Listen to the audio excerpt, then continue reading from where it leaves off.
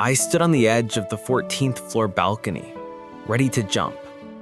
A stranger in an elevator looked at me for 2 seconds and said 3 words. Those 3 words are the only reason I'm still breathing.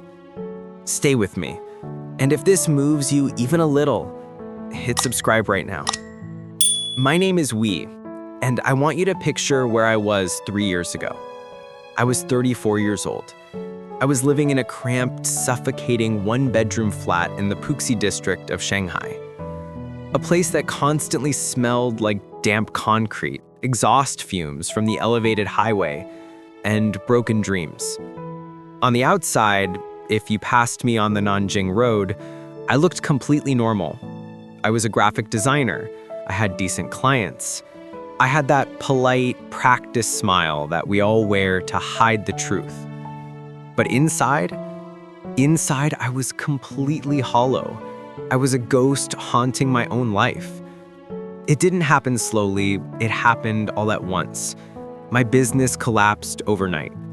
My single biggest client, a tech company I had relied on for 80% of my income, vanished into thin air without paying 6 months of overdue invoices. 6 months of work, gone. The silence of my phone was replaced by the aggressive ringing of debt collectors.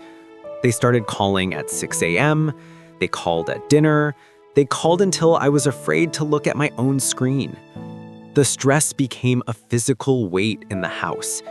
It became so heavy that my wife, she couldn't take it anymore. She left. She took our 5-year-old daughter because, in her eyes, I was a man who couldn't promise them a tomorrow anymore. And the truth is, she was right.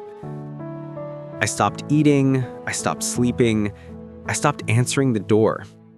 Every morning when the gray, smoggy sun hit my face, I woke up angry.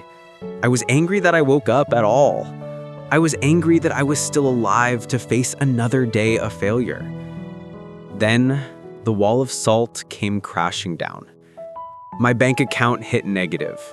The electricity was cut, plunging the flat into darkness. Then the final blow.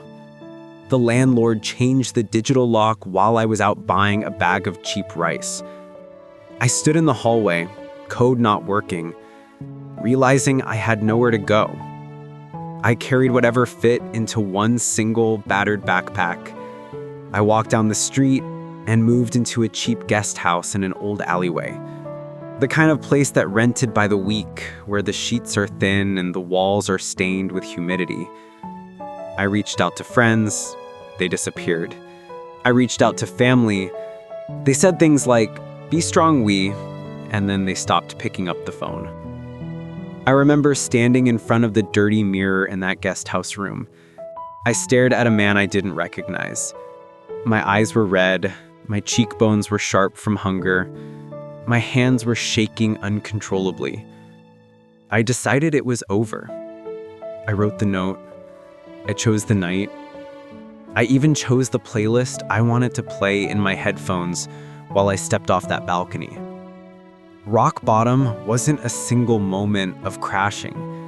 It was a long, slow suffocation. It was 3 straight weeks of nothingness. It was having no food for 2 days and then eating cold rice from the night before because I couldn't afford to heat it up. It was crying in public bathrooms in the subway station because they were the only places in the city with free water, where nobody would stare at me. It was walking the streets of Shanghai at 3 a.m. under the neon lights that felt so cold, dodging the shadows simply because the guest house owner locked the door at midnight and I couldn't sleep anyway. I felt invisible. I felt worthless. I felt like I had already died, but my body just hadn't received the memo yet. Then came the evening where everything shifted.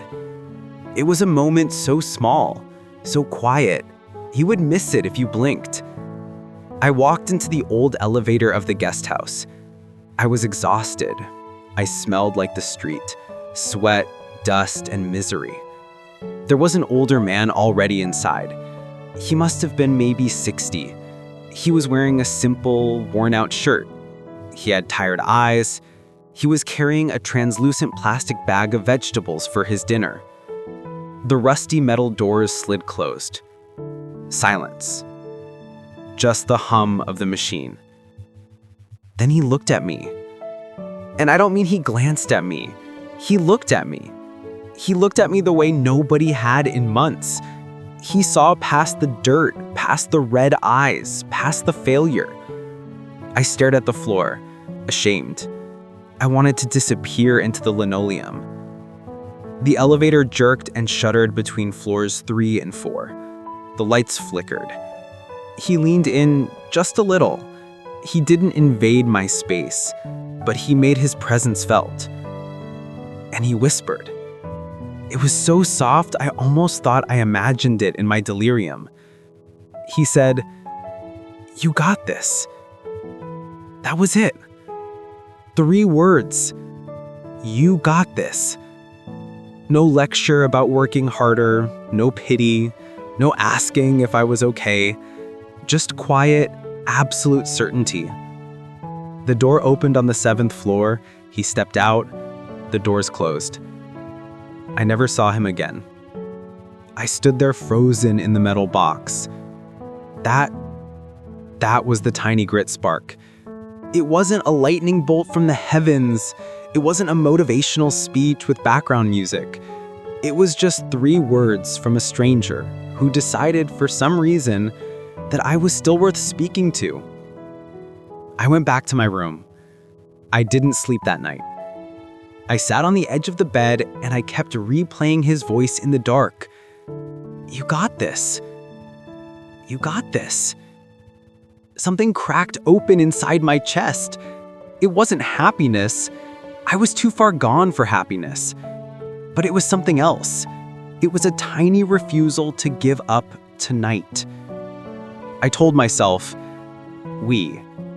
if that stranger believes it, maybe I can just borrow his belief. Just for one more day. I don't have to believe in myself. I just have to believe in him believing in me. The next morning, I made the smallest decision imaginable. I didn't go out and conquer the world. I didn't make $1,000,000 yuan. I showered with cold water. It was the first time I had washed in 9 days. The water was freezing, shocking my system, waking up my nerves. I opened my broken laptop. I charged it with the last 11% battery I had, and I answered one single client email that I had ignored for 2 months. That's it. That is all I did on day 1. I want to be honest with you. The days after that were ugly. They were slow. They were invisible. This wasn't a movie montage where everything gets better in 3 minutes. I woke up at 4 a.m. every morning when the Bund was quiet before the chaos of the city began. I worked on one tiny design task before the world woke up. I walked 40 minutes to the public library to use their Wi-Fi because I had no data on my phone. I ate 1 meal a day, plain rice and preserved vegetables. And every time my stomach growled, I told myself it was fuel, not failure. When the depression screamed in my ear, telling me to quit, telling me it was pointless, I answered out loud. I said, "You got this." I said it in the mirror while brushing my teeth. I whispered it on the crowded Metro Line 2. I wrote it on the back of my hand with a blue pen so I would see it when I typed. Some days the progress was 1 millimeter. 1 new client email sent into the void. 1 invoice paid after 47 follow-up calls. 1 night where I managed to fall asleep without crying. I kept a tiny battered notebook. Every night before I closed my eyes, I wrote 1 line. Day 11. Made 25 yuan today. Still breathing. You got this. Day 27. Daughter called for 40 seconds. She laughed at a joke I made. You got this. Day 89. Paid the guest house for another week. I have a roof. You got this. It was 18 months. 18 months of quiet, boring, consistent action that nobody saw. No applause, no likes on social media, just me and the work. I rebuilt my portfolio, one free project at a time. I learned video editing at 2 a.m. watching YouTube tutorials via VPN on low resolution. I cold emailed 200 companies with a new calm confidence I didn't know I had. I paid off the smallest debt first just to feel the win, just to see a zero on the balance sheet. Every time I wanted to quit, and I wanted to quit 1,000 times, I heard that whisper again. The old man in the elevator. You got this. Then came the turning point, the goosebump moment. One Thursday morning, my notification pinged. I got a reply from a company I admired for years, a massive agency in the city center.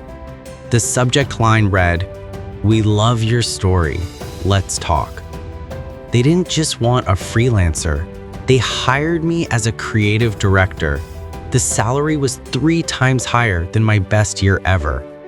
I sat there, I read the email, then I read it again. I read it 7 times. I was standing in that same dirty elevator where it all began. I fell to my knees and I cried. I cried so hard the security guard ran over because he thought someone had died. But nobody had died. Someone had just come back to life. I moved my daughter and my ex-wife into a new flat, a place with big windows looking out over the river, filled with actual sunlight. I paid every single debt to the last yuan. And on the first night in our new home, I was tucking my daughter into bed. She looked up at me, sleepy and safe, and she whispered, "Baba, you got this." That is my story. But this isn't about me anymore. This is about you. Here is what I know now. Here are the truths I want tattooed on my heart and on yours. Listen closely. You don't need to feel strong to start. You just need to start to feel strong. Action creates the feeling, not the other way around. The smallest act of courage today becomes tomorrow's unbreakable habit. That cold shower leads to the email leads to the contract leads to the new life. Someone is watching you fight a battle they'll never understand. Keep going. You might save their life too. Just like that old man saved mine. He didn't know he was saving a life. He just spoke. Your resilience might be the lighthouse for someone else in the storm. And finally, healing is not loud. It's 4 a.m. alarms, cold showers, and one more rep when nobody claps. So I ask you this right now, quietly, from one human to another. What if the whisper you need today is already inside you? What if it's waiting for you to borrow it for just one more day? You are stronger than the debt. You are stronger than the heartbreak. You are stronger than the darkness in the hallway. If this story touched even a corner of your heart, if you felt that spark, hit that subscribe button. Let's walk this road together. Turn on the bell because every week on this channel, we prove that tiny grit creates massive change. 1 second at a time, that's all it ever takes.